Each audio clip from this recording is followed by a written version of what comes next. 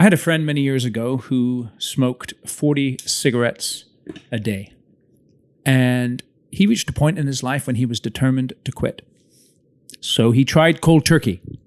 Wednesday he was smoking 40. Thursday he tried his best to smoke 0. And that didn't work for him. So he had to figure out another way to get over this addiction. So he decided to go the incremental route, reducing his smoking 1 cigarette per day each day until he reached 0. Just like my friend was addicted to nicotine, you have an addiction that you struggle with in your construction company. That addiction is building projects. You love it, don't you? You get a kick out of building projects. If you didn't, you wouldn't be in the position of leadership you're in. And if you've started your own company, you never would have started your own company unless you actually enjoyed the process of building projects. And that addiction has served you well. It has generated wealth for you. It has generated satisfaction, but it's also hindering you. You see, just like smoking damages your lungs, your addiction to building damages your ability to develop other people and be an effective leader. And just like my friend committed to incrementally reducing the number of cigarettes he smoked, you need to commit incrementally to developing your people so that you can quit your addiction to building and be more focused on leading. This is Eric Anderton, and you're listening to Construction Genius, a leadership masterclass. Thomas Edison said that genius is 1% inspiration and 99% perspiration. If you're a construction leader, you know all about the perspiration, and this show is all about the 1% inspiration that you can add to your hard work to help you to improve your leadership.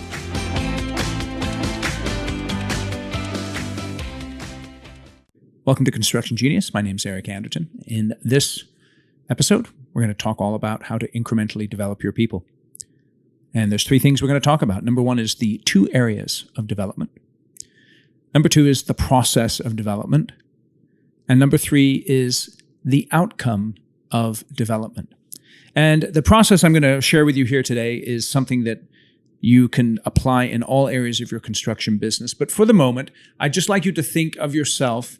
Maybe you need to cast yourself back a little bit in your career, or perhaps right now you're currently a project manager. But the framework I'm going to use just for this discussion is a project manager developing his project engineer in order to step up and run more of the work so the project manager can work on higher level tasks such as preparing for effective meetings and developing relationships with clients. So let's start off by talking about the 2 areas of development. If you think about your typical PE who's been with the company maybe 2 to 5 years, what areas does he or she need to develop in? Well, there's 2 areas, is technical and relational. What do we mean by technical? Well, they need to be able to walk onto a project and understand the progress of where the project's at and how your particular scope of work fits in.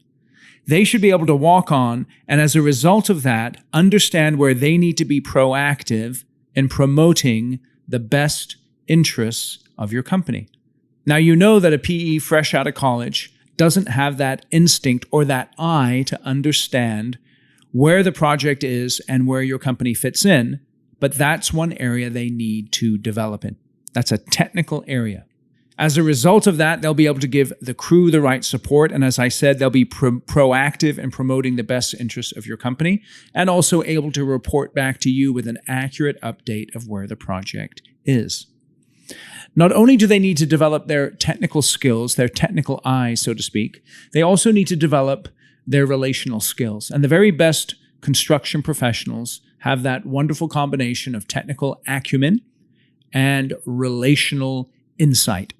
And one of the best ways to do that is to identify upfront at the beginning of the project the hot buttons of your customers.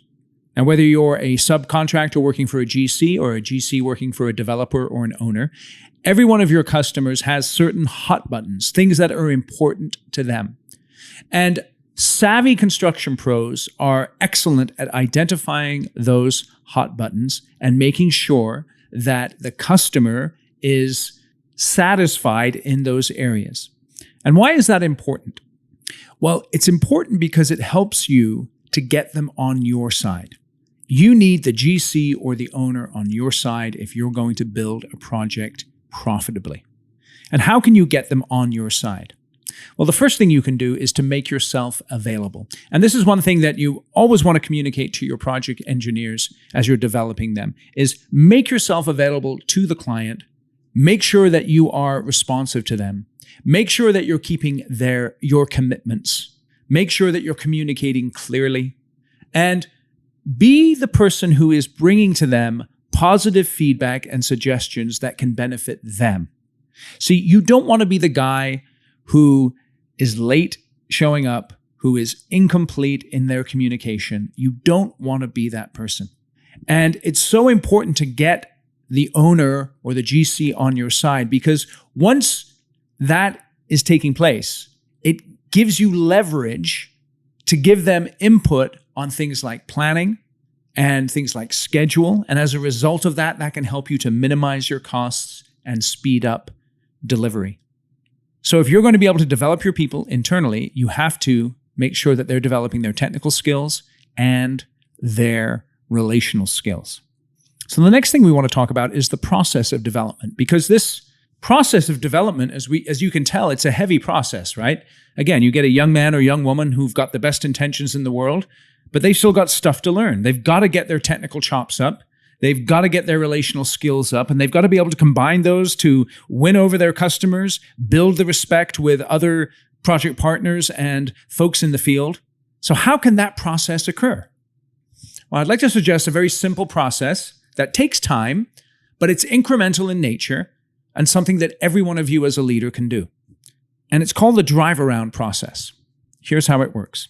It begins with you driving the truck out to the job site, and your PE is sitting shotgun with you.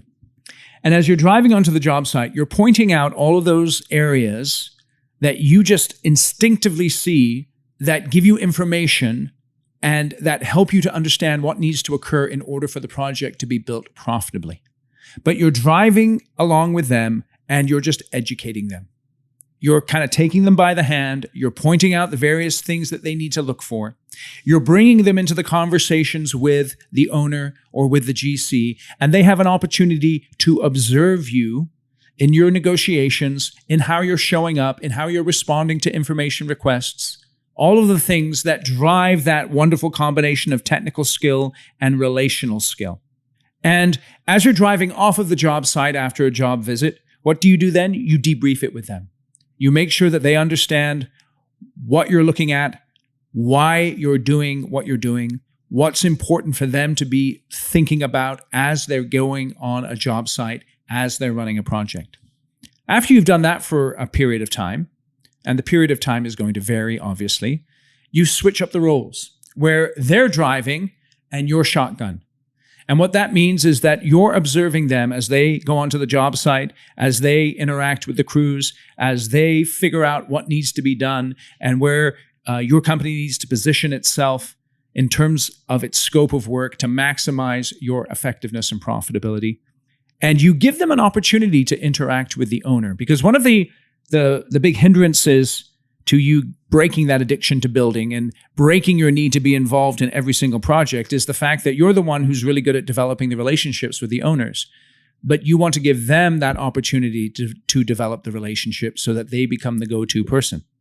And then after you're finished with that job site visit, what you don't want to do, let me just go back, what you don't want to do during that job site visit is intercede too much in their decisions and in their communications at that point. Now, of course, if there's a massive mistake they make and you can, make sure that that doesn't happen, then of course you intercede. But you get my point, right? You want to take time afterwards to debrief with them. You want to be able to say, okay, you walked on the site. What did you see? Tell me about it. How did that conversation go? Let me give you a few tips based on what I saw. This is how you handle this particular situation. All of that kind of breakdown. And you want to do that as immediately after the fact as possible. And then as you're doing that after a while, you get to the point where they should be able to drive onto the job site themselves, by themselves, without you having to be there. And that's what you're aiming for. You're aiming for the people that report to you to be developed sufficiently so that you don't have to be there.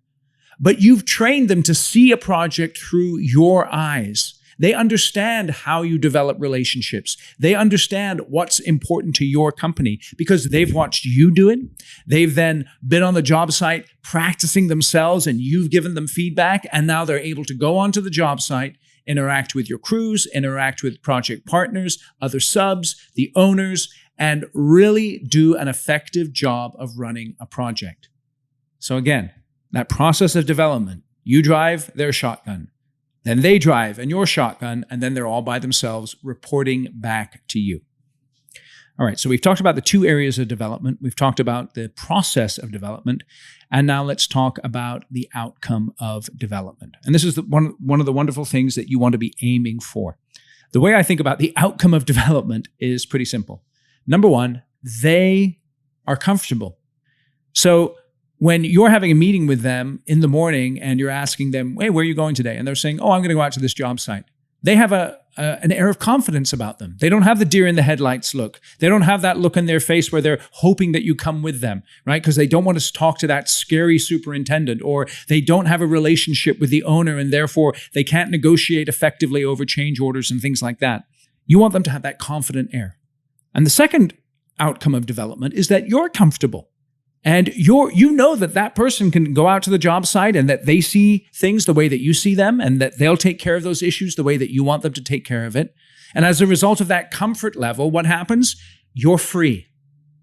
They're comfortable, you're comfortable, and now you're free to work on those higher level tasks, such as planning effective meetings so that you can conduct your meetings with your teams in a way that really addresses issues in a manner that helps your company to move forward. And also you can work on higher level customer relationships. And this is one of the keys in development that you really want to focus on. And you know this as you get into senior roles. It's really a relationship game. And you want to develop those long-term relationships with the clients who have the types of projects that you want to build and spend time with them, getting to know them, building that trusting relationship, so that when they have a new project come up, they don't think about the other guys right away, they think about you. And as a result of thinking about you, you get an opportunity to shape the bidding process, to shape the planning process, perhaps even to get last look when you're bidding a project. You know how that goes. And so this process of development is really, really important. But you might think, Eric, I really like building. And I'll say this to you, fair enough. If you really like building, continue what you're doing. But if you want to develop people and cause your company to grow beyond yourself, you have to get better at incrementally developing your people. So what you want to do is, let's say we've been using this PMPE analogy throughout the podcast. And again, don't think of your PE as just like another tool that you can use. Your PM shouldn't be thinking of PEs in that way. They are human beings and potentially they are future leaders of your organization. And so you want to give them the opportunity to develop themselves. So get with them, identify what they need, identify the areas of technical and relational skills that they need, and begin to set up a plan for working with them. So remember those two realms of development, technical and relational, the process of development, that ride-along process that I described, and then finally the outcome of development, that comfort that both you and your direct report gets, and then the freedom that you get as well to focus on higher level tasks. So like I said, my friend, he smoked 40 cigarettes a day. And it's really interesting, when I knew him, really neat guy, when I knew him, he wasn't a smoker. And he described to me one day the process that he went through. And I think one of his motivations is that I used to smoke cigarettes back in the day. And he described to me what he did. Day one, he had 39 cigarettes because the day before he had 40. And then he went 38, 37, 36, 35, all the way down to 0. And he quit smoking. So when I knew him, he was a non-smoker. And if you've ever smoked cigarettes, you understand that going from being a cigarette smoker to being a non-smoker is a massive leap. And it's a pretty neat leap to take. So it's that incremental process that worked for him. And in the same way, incrementally developing your people will work for you. So what are your next steps? Again, like I said earlier, figure out what your people need to learn. And I'm going to put a tool into the show notes. I call it the 90-day high performance dashboard, something that my clients use with their direct reports to help them to focus for 90 days on an area of improvement that can be beneficial to them. So you can download that tool. It's very simple. It's a 2-page document that's self-explanatory, but it can be a tremendous coaching resource for you as you're working with your people and as you are incrementally developing them. My name is Eric Anderson. Again, thank you for listening to Construction Genius today. Feel free to share the podcast with people who you think would benefit from listening to it. Give us a rating or a review. Feel free to always give me feedback. Did you find this episode useful? If so, let me know. I'm always open to feedback. I always like to know how these are being received. And again, thanks for listening to Construction Genius today. Today's episode was brought to you by the Construction Conclave. If you as a construction leader would like to develop your skills and get involved in a community of like-minded construction professionals who are focused on building healthy teams, profitable projects, and long-term successful businesses, then the Construction Conclave is for you.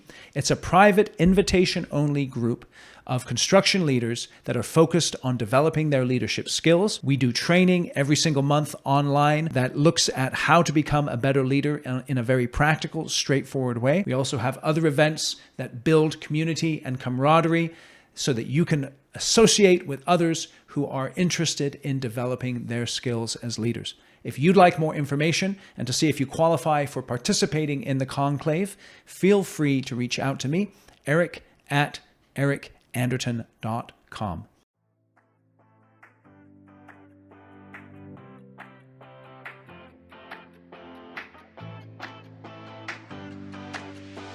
Thank you for listening to this episode of Construction Genius.